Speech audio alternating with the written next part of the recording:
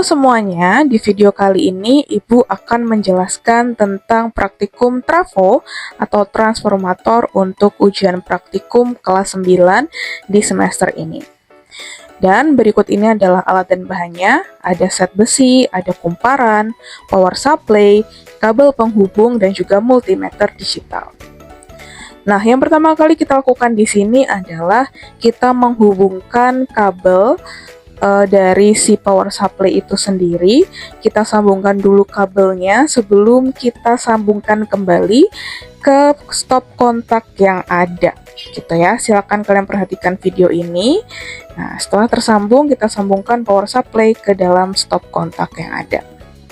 Kemudian di sini Ibu punya dua jenis kumparan dengan 500 lilitan dan juga 250 lilitan. Nah, kedua kumparan ini nanti akan kita masukkan atau kita pasangkan ke dalam set besi trafo yang ada, seperti di video ini. Ya, kita masukkan kedua kumparan ke dalam set besi trafo dan pastikan besi dalam kumparan itu berada di belakang ya, berada di belakang seperti video ini. Kita masukkan keduanya. Ya, jadi bagian yang keluar untuk menyambungkan ke kabel ada di belakang seperti video ini. Oke, silakan diperhatikan. Nah, jika sudah terpasang seperti ini, kita bisa tutup set besinya dengan menggunakan penutup dan juga dengan memutar skrup atau tuas yang ada. Dan pastikan kalian memutarnya dengan kuat ya, karena ada beberapa set besi yang agak susah gitu.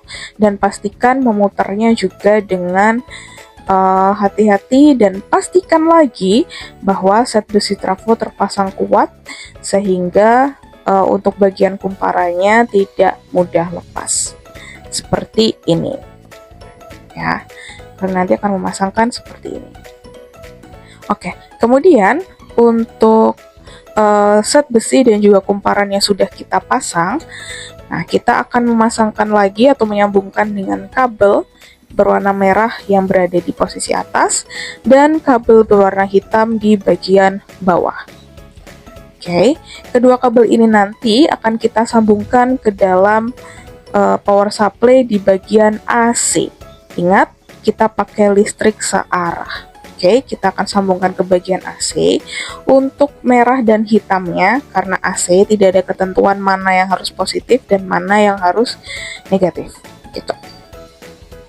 Nah, nanti hasilnya akan seperti di video ini ya. Kalian akan menghubungkan kabel dan juga set besi pada kumparan seperti ini. Oke, nah setelah itu, kita akan menggunakan multimeter digital. Pasti kalian sudah tidak asing lagi dengan yang namanya multimeter digital. Di sini Ibu akan pakai untuk mengukur tegangan pada set atau pada trafo ya.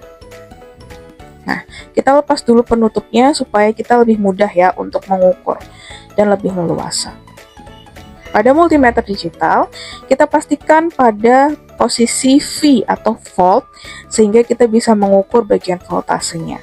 Dan perhatikan di sini untuk satuan di dalam multimeter digital secara defaultnya itu masih MV atau millivolt gitu.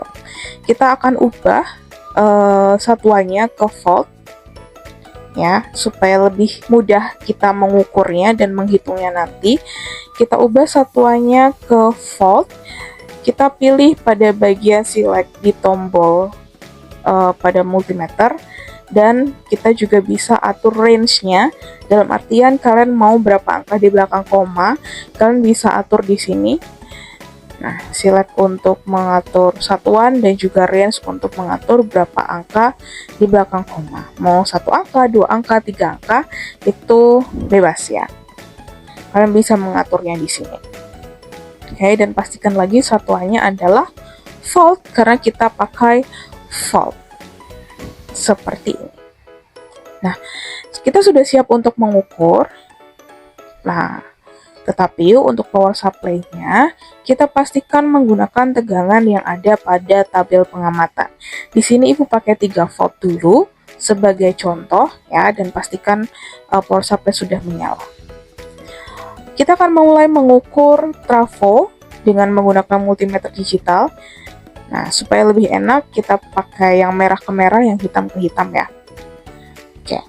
Nah, di dalam multimeter digital sudah terlihat angka yang bergerak-gerak terus gitu, dan mungkin kalian akan bingung sebenarnya ukurannya berapa sih gitu ya. Nah, kalian bisa stop atau bisa hold angkanya. Kalian mau di angka berapa dengan menggunakan tombol hold yang ada di multimeternya. Yang ada di situ, sehingga kita tahu angka pastinya berapa. Tapi kalau kalian sudah yakin dengan angka yang ada, meskipun naik turun atau kurang stabil, tapi kalau naik turunnya dikit, nggak apa-apa. Kita tetap bisa pakai angkanya. Oke, nah sekarang kita sudah mengukur untuk kumparan primer. Ingat, kumparan yang kita sambungkan ke kabel dan power supply itu adalah bagian kumparan primer. Ya, jadi 250 lilitan sebagai kumparan primer. Sedangkan untuk kumparan sekundernya yang tidak tersambung dengan kabel itu adalah 500 lilitan. Kita juga ukur untuk kumparan sekundernya. Nah, kita ukur seperti ini. Kita ulangi lagi ya cara mengukurnya yang sama. Dan kita bisa peroleh untuk tegangan pada 500 lilitan pada kumparan sekunder itu adalah sebesar sekitar 5,09 volt ya. Kita bisa dapatkan seperti itu.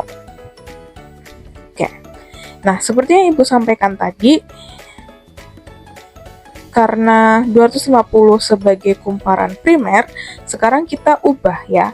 Kita ganti 500 lilitan sebagai kumparan primernya dan 250 lilitan sebagai kumparan sekunder. Oke.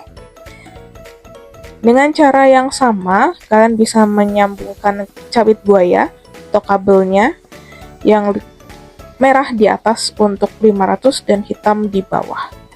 Seperti tadi, kita pakai posisi yang sama saja supaya kalian tidak bingung. Nah, seperti ini. Kita lanjutkan untuk mengukur lagi ya. Kita ukur lagi untuk tegangannya pada 500 lilitan sebagai kumparan primer sekarang dan 250 lilitan sekarang sebagai kumparan sekunder. Oke, kita sudah dapat masing-masing datanya. Sekarang kita akan tulis masing-masing data tersebut ke dalam tabel pengamatan. Oke, di sini kita peroleh data yang ada ya. Berarti dari tabel ini kita bisa lihat untuk primernya 250 dan sekundernya 500 sebagai step up, dan kebalikannya. Jika primernya 500 dan sekundernya adalah 250, dia sebagai transformator step down dengan voltase yang ada seperti pada tabel berikut ini ya. Kita peroleh data yang ada. Oke, jika sudah, kita akan menghitung. Kita akan mencari tahu apakah hasil pengukuran kita itu betul atau tidak sesuai rumus gitu ya. Kita akan membandingkan nanti.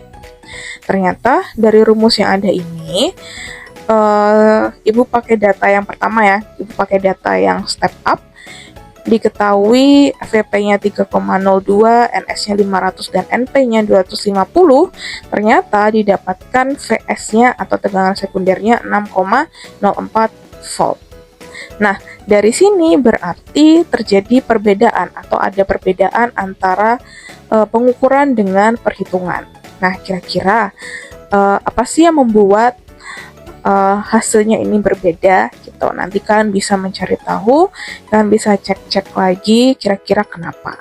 Silakan dipelajari ya. Ibu fokus di sini hanya untuk tutorial bagaimana cara mengerjakan atau langkah-langkahnya seperti apa pada praktikum transformator. Demikian yang dapat Ibu sampaikan. Semoga video ini bisa kalian gunakan untuk belajar sebaik mungkin. Kalian persiapkan diri sebaik mungkin sebelum ujian praktikum fisika nanti. Terima kasih semuanya sudah menonton.